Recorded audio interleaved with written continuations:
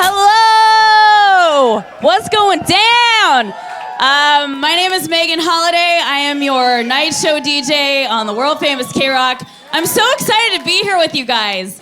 Do you see my alien beanie, right? I'm representing. I got this at Alien Con, okay? So what we're gonna do is we're gonna do an interview first, and then Angels and Airwaves are gonna perform, right? All right, so please help me welcome Angels and Airwaves to the stage.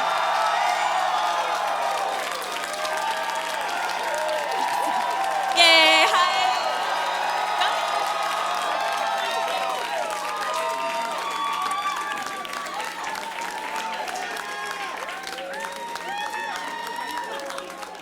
Wow, good energy in here tonight. Yeah, Tom, Elon, and Matt are here. So what's up, guys? You just played a couple of sold-out shows at the Belasco and House of Blues. Who was out at the House of Blues or the Belasco? Yeah! Well, hi. So you sold out those shows so fast that you actually had to add more shows for next week. Yes, Which ma'am. is very exciting. We did. Do I look like a ma'am? I really No, do. I Guys, just do I? trying to be respectful. You look like, very much in charge. Do I? Yeah. Even with my alien beanie? Yes, I like it. It's cute. Thank you. Thank Little- you so much. little Yeah, I was demons. telling you, I got it at Alien Con. We have a lot to talk about, Tom DeLonge. Oh, We really do. there's a lot I can't talk about. I feel like my whole life has been leading up to this moment in some ways. I really do. Well, hey, first I want to thank you guys for having us here, and Hell yeah. for some of the people that came out past few shows, I got it's crazy sick like a week ago. But I'm coming out of it now. But I'm not 1,000%. But I'm still here, and we're gonna have some fun. But You're gonna thank you guys rock it for coming. out. Yeah, you're gonna rock it out, and we're all gonna sing along.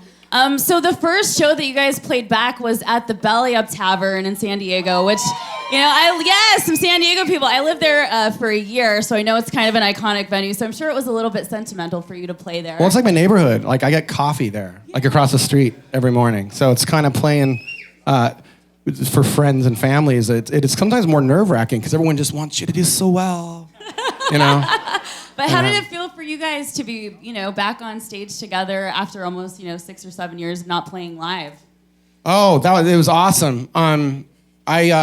This music that we do with Angels and Airwaves, it was weird. I was telling somebody the other day, I always felt that this was the band that was in my head like 12 years ago, the way this band is now. And like any band, it just takes time to get there, to kind of learn how to be the best version of yourself and how to make certain tweaks and grow. And sorry, are we? Well, God, what you need the to get that? fuck? Yeah. We are talking about art. Anyways, I'm just joking. It's your mom. She's trying to get a hold of me. We're just now in this zone where the confidence in what we do and what we're trying to achieve as artists, it's never been better. So it just feels really good. Other than getting fucking syphilis or gonorrhea, whatever I got, probably one of those tertiary cities. Of the sinus. Of the what? Of the sinus. Yeah. Gonorrhea of the sinus. I got one of the rheas.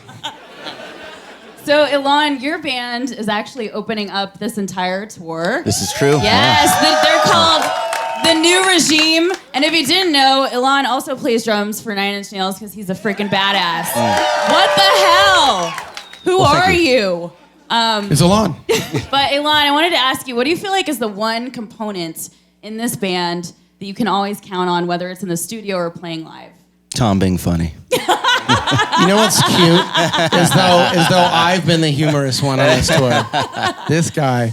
I remember when I met Alon when we were both trying out for drums for Nine Inch Nails. And I had to go. I didn't get to do my audition. Yeah.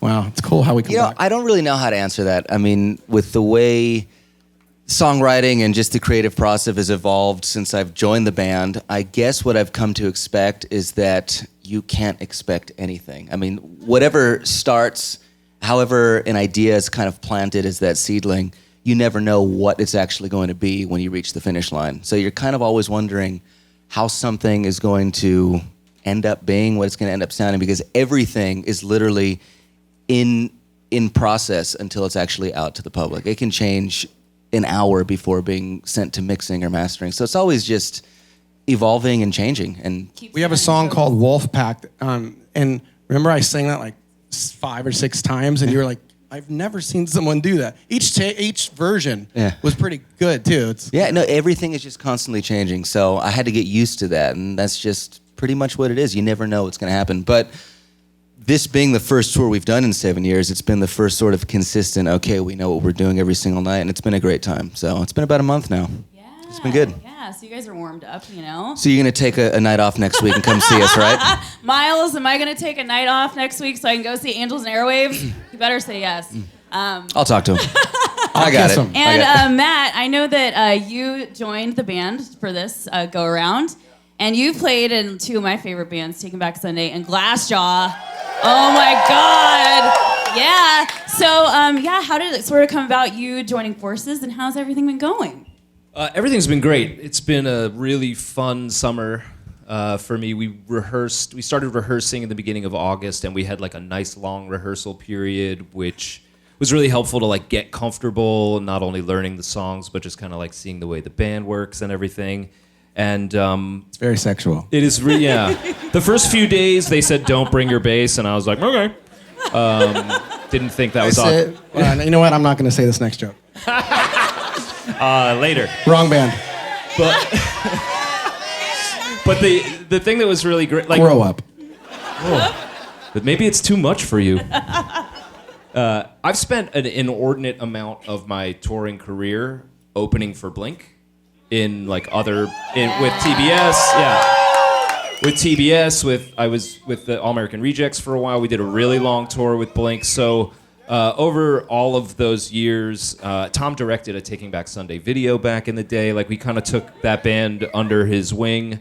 He has wings, and I believe I do. yeah. So it's kind of a really cool part of not only like our friendship, but for me, just as a musician, it's great playing with Elan.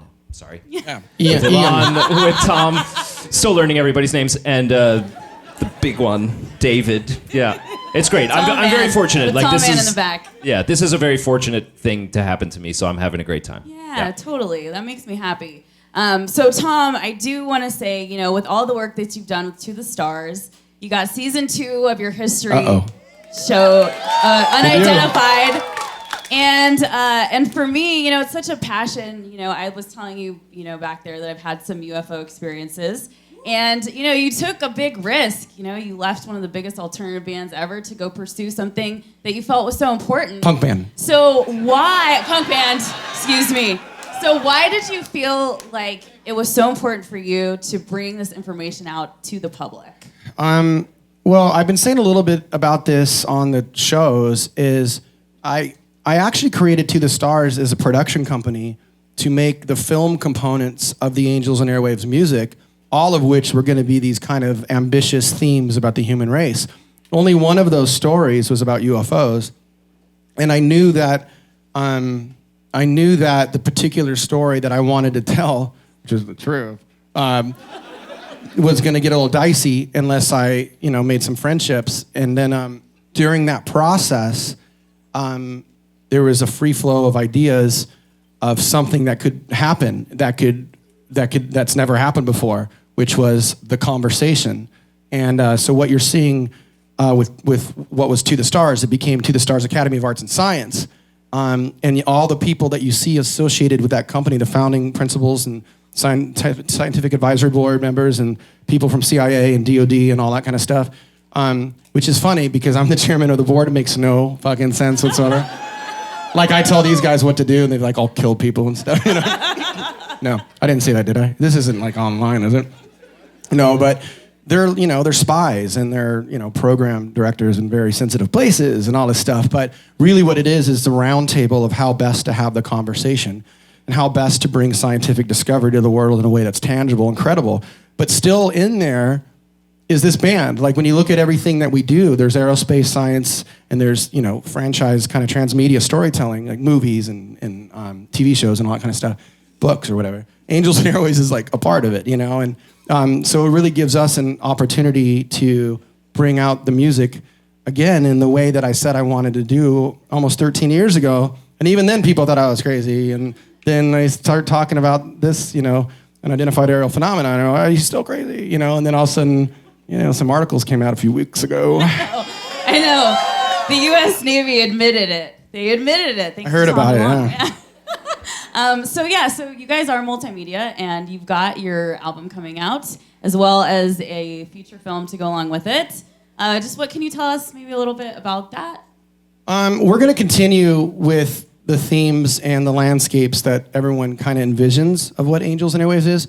The difference now, too, having, you know, David and I having Alon and Matt as partners, I mean, these guys, they're just world-class musicians, so there's really no limit to what can be done. I mean, really, for me, I've always been a very simple kind of punk rock kid. So now, I mean, a lot of times I'll have these ideas of what I want to do in my head, but my fingers can't do it. Well, their fingers can, and they go in my ears and my nose. Said we weren't going to talk about the fingers so super much. It's a sensual recording session. It's wild. But but the reality is if you really look at what Angels has done over its entire time, I mean, it's pretty diverse for our kind of music. So you can definitely expect some surprises. And but I really mean it. Like, I really think I'm doing what I'm supposed to be doing when I'm supposed to be doing it. And I think I'm counting on this being the best album of my life. I really feel that. Yeah. Oh, yeah. Well, we've been playing the hell out of Rebel Girl, and I love it so much. It makes me feel like I'm in an 80s movie or Stranger Things or something like that, and I absolutely love it. So what do you guys think? You done hearing me talk? No. Yes. No. Yes. How about they play some songs? How do you feel about that? Yeah. All right, cool. Thank you guys so much for chatting with me, and now we're going to hear some songs from Angels and Airwaves. Give it up, you guys.